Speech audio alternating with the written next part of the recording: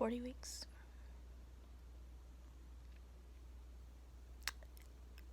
40 weeks today. I should have been in the hospital, on my way to the hospital. Maybe already have given birth, but today I would have been 40 weeks pregnant. And instead,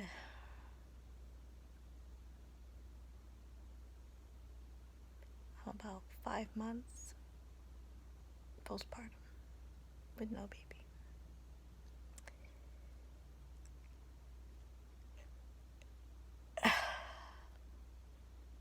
You know,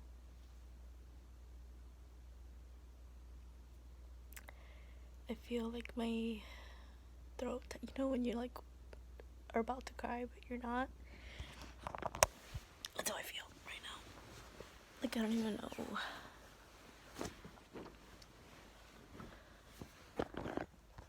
don't even know what to think. Like how to feel, I guess.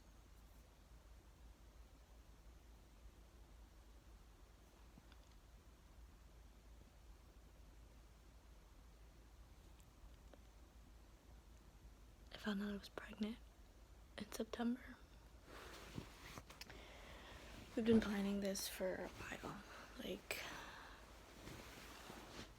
I started doing treatments for my lupus in January of last year, and those didn't work, so I tried some new treatments, and then one stuck. I was getting Benlysta every 2 weeks for a couple months, and then once a month from there.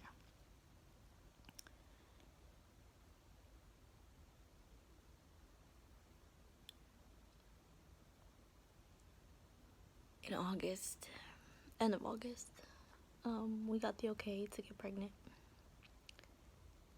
And I remember like it was yesterday because I went into my boss's office to take that phone call, and my doctor at the Mayo Clinic was like, "You're good. Like, go have a baby." And it coincidentally that week after I was ovulating, so I told my husband, I was like, "Let's go." And I think it was like the day before my missed period, I took a pregnancy test and I recorded it, but I never inserted the footage when I was pregnant. I'll insert that clip now. If that's not positive, then I mean that's clear as freaking day. We are pregnant. We're pregnant. We're pregnant. We're pregnant. We're pregnant. We're pregnant. Thank you, God. Thank you, God. Thank you, God. All in God's timing, and I know this is it. We're gonna have a baby. Baby Rodriguez, 2019. The stick has spoken.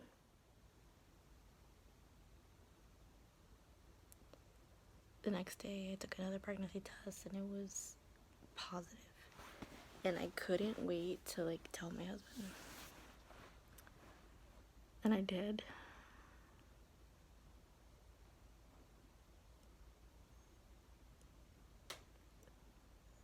And a part of me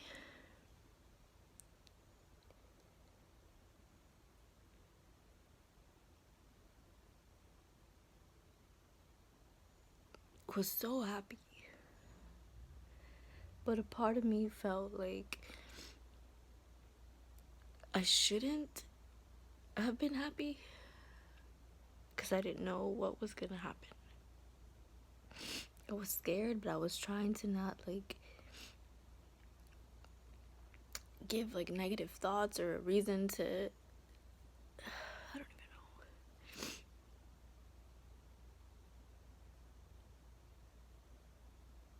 But everything was going fine.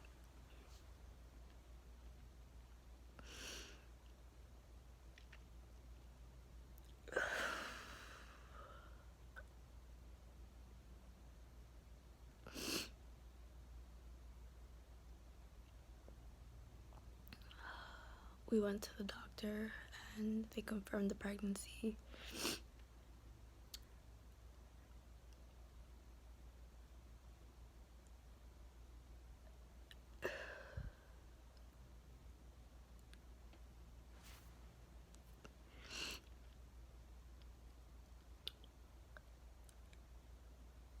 we had a gender reveal, and we found out it was a girl. And within that week, like, everything just started happening so fast. Like, we had an ultrasound, and they saw that her umbilical cord only had 3 cords instead of 2. So that was like a red flag already. And then, they kept telling me that she was tiny. She was measuring smaller than what her gestational age was. And then they told us that she had basically, her cord wasn't getting enough blood from me, and my placenta was basically not working properly. So they told us, it's called absent-ended diastolic blood flow. I think that's what it's called. Basically, like I said, her cord wasn't allowing enough blood to get to her from my body, and if that didn't reverse or fix itself, that she was gonna die.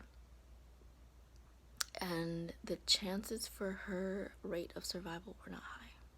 I got home that day and I remember Googling it, and it's like I already knew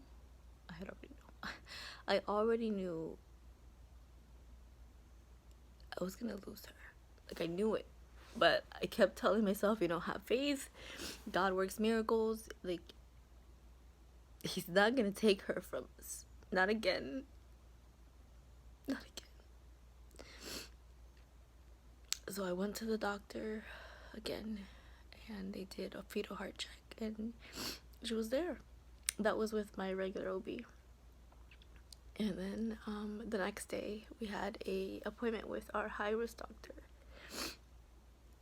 and we went in. That was January 16th, and I sat down for an ultrasound. And after so many losses, you kind of just what to look for. And at this point, 4 pregnancies in, I knew the first thing that you look for in an ultrasound is a heartbeat. And as soon as she put that stick on my stomach, I saw the line. Like, I'm not stupid. I saw the line and it was flat. And I looked at my husband and I was like,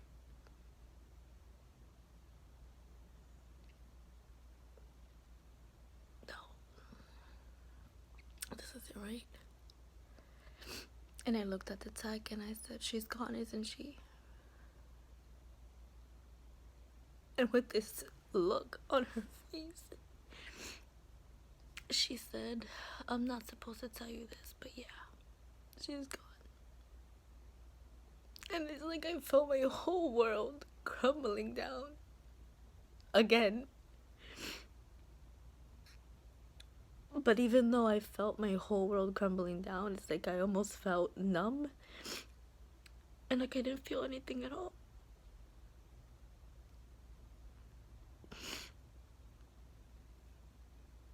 Because for the 5th time,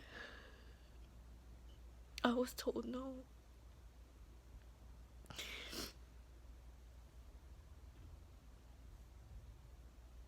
I was told no at becoming a mom.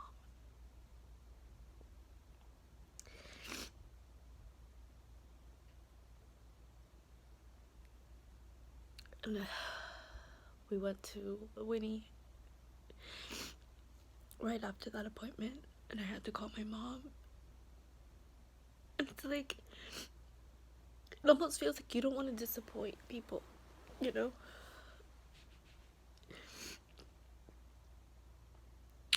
I remember telling my mom she's gone.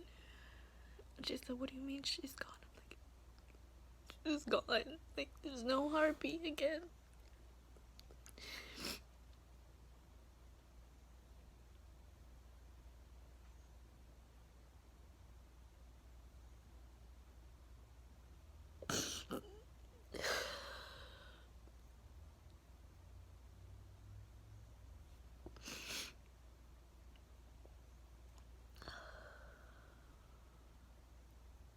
You know, the most difficult part about this is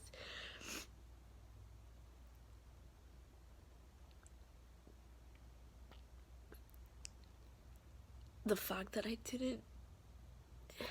almost didn't feel anything. Like, no, like I was sad, but it's like I knew it was gonna happen. So I didn't attach to myself to my child. I didn't attach myself to the idea of being a mom. I didn't attach myself to my pregnancy because I knew, like, deep down inside, it wasn't gonna happen for me. Like, I had the faith that it would, but at the same time, like, I've been through so many disappointments that it's like it didn't feel real.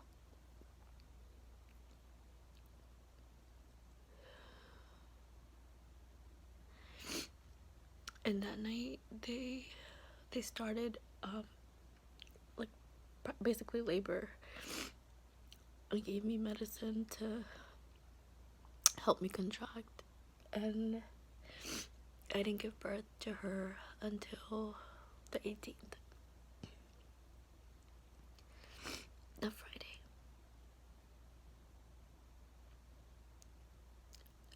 I remember the nurses, like, continuously checking on me.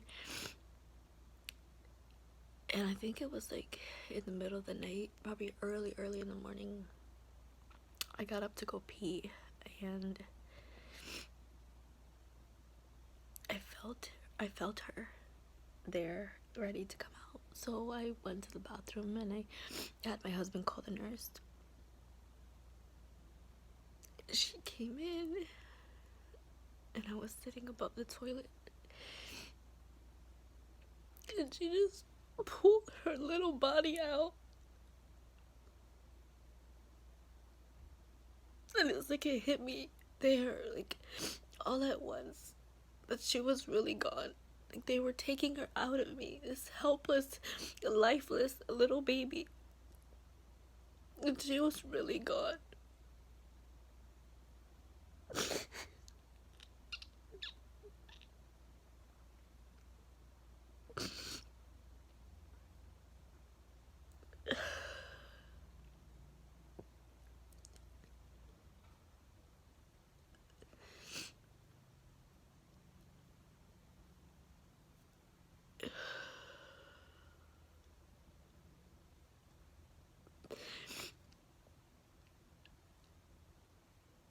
And about a week later, I left the hospital and I came home again with no baby. You know how hard it is to go through that hospital and out those doors with so many women with newborns and car seats and balloons and flowers and people congratulating them, and here I am, leaving with nothing.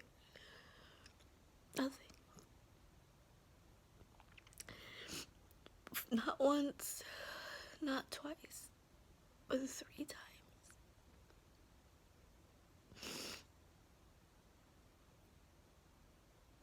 4 times, really. I mean, if you want to count actual pregnancies.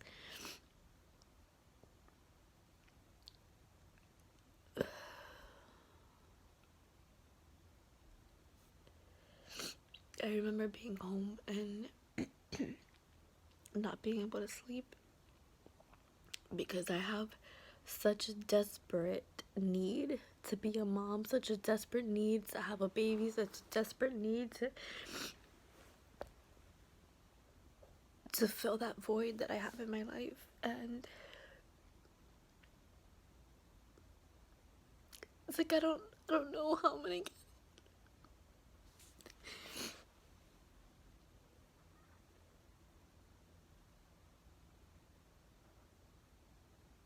I don't know. You know, people always have a quick response where they're like, you know, you could try surrogacy, you could adopt. But I'm like, you know, it's not that easy. It really isn't.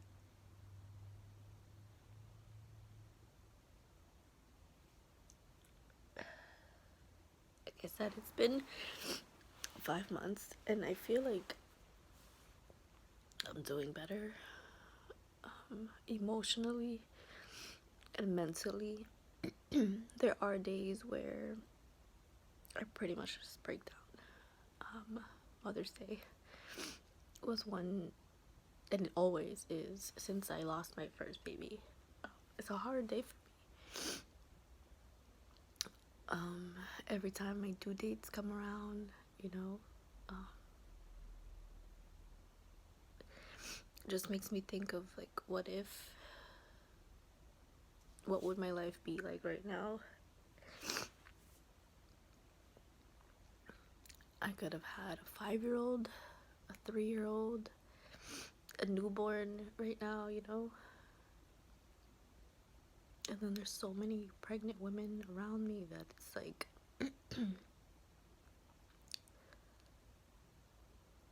I'm happy for them.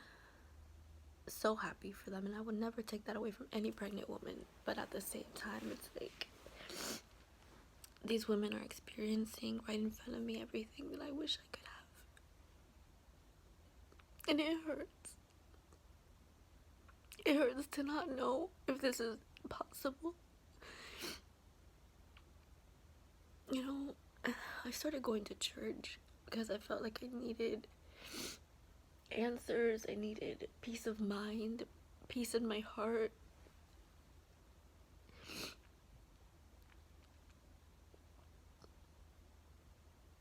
And I'm hopeful. I'm keeping my faith in God and just praying that eventually things will line up for us. And it'll happen. And I say that because I mean it. And I say that to every woman out there who is struggling, whether it be with infertility